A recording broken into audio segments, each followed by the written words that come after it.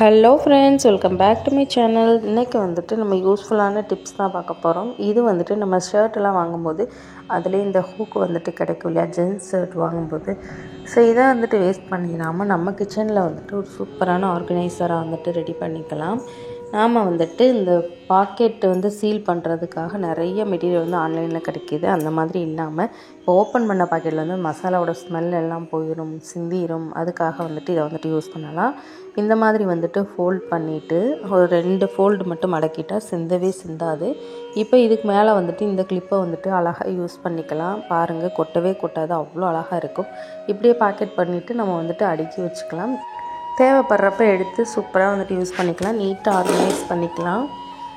இப்போ வந்துட்டு நான் இந்த மாதிரி வந்து ஒரு ஸ்வீட் பாக்ஸ் எடுத்திருக்கேன். இதை வந்துட்டு எதுக்காக யூஸ் பண்ண போகிறேன்னா, நம்ம வீட்டில் வந்துட்டு சிங்க் ஏரியாவில் இந்த டிஷ்வாஷர் எங்கே வச்சுருந்தாலும் அப்படியே அங்கங்கே கிடக்கும். ஸோ அதை ஆர்கனைஸ் பண்ணுறதுக்கு தான் இந்த ஸ்வீட் பாக்ஸ் வந்து யூஸ் பண்ணிக்க போகிறேன்.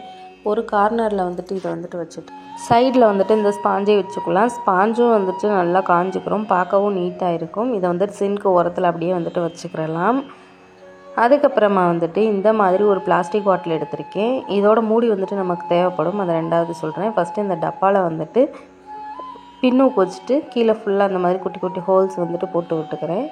இது எதுக்காகனா, எங்கள் மாடியில் வந்துட்டு ஒரு மல்லிகைப்பூ செடி இருக்குது. அதுக்கு வந்துட்டு நான் ரெகுலராக தண்ணி ஊற்ற முடியலைனாலும் இல்லை ரெகுலராக ஊற்றினாலுமே இது வெயில் காலம். இது வந்து இலையெல்லாம் உதிர்ந்து இப்போ தான் தலைய ஆரம்பிக்குது.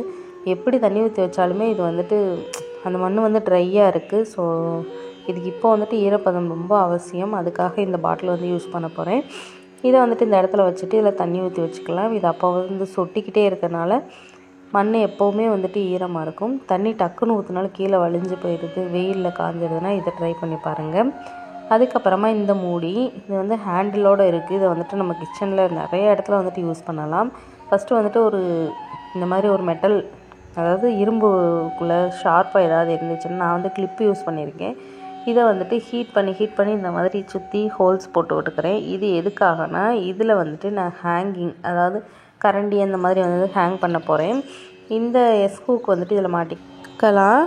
இது வந்துட்டு நான் என்னோடய பழைய வளையலில் தான் செஞ்சேன், பாப்பாவோட வளையலில். இந்த வீடியோ வந்துட்டு லாஸ்ட் டைம் நான் போஸ்ட் பண்ணியிருக்கேன் இதுக்கு முன்னாடி.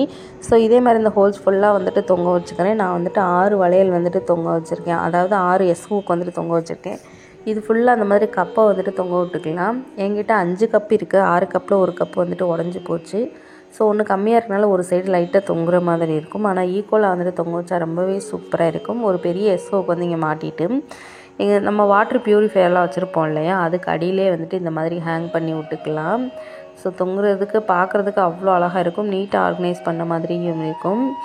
இப்போ இதில் வந்துட்டு கப்பு மட்டும் கிடையாது, இந்த மாதிரி கரண்டி எல்லாமே வந்துட்டு ஹோல்ட் பண்ணி விட்டுக்கலாம். கரண்டியெல்லாம் எவ்வளோ கரண்டி வேணாலும் நம்ம இதில் கோர்த்து வச்சுக்கலாம், பார்க்குறதுக்கும் அழகாக இருக்கும். நம்ம இப்போ ஒரு வாடகை வீட்டில் இருக்கோன்னு சொல்லிட்டா ஆணி எதுவுமே அடிக்காமல் வந்துட்டு சூப்பராக ஆர்கனைஸ் பண்ணி வச்சுக்கலாம். ஸோ இதே மாதிரி 2, 3 கரண்டி கூட ஒரே ஹூக்கில் ஈஸியாக வந்துட்டு மாட்டிக்கிறலாம். பாருங்கள், நான் ஃபுல்லாக மாட்டிட்டு காட்டுறேன்.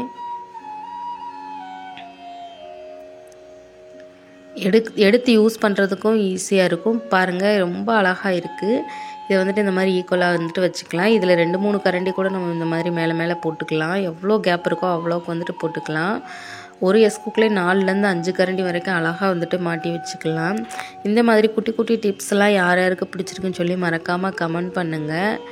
நம்ம சேனல் tennisflavor.comக்கு சப்ஸ்கிரைப் பண்ணுங்கள். ஸோ இப்போ பாருங்கள் எவ்வளோ அழகாக இருக்குன்னு. எவ்வளோ கரண்டி வேணாலும் ஒரே இடத்துல மாட்டி வச்சுக்கலாம். தேங்க்யூ.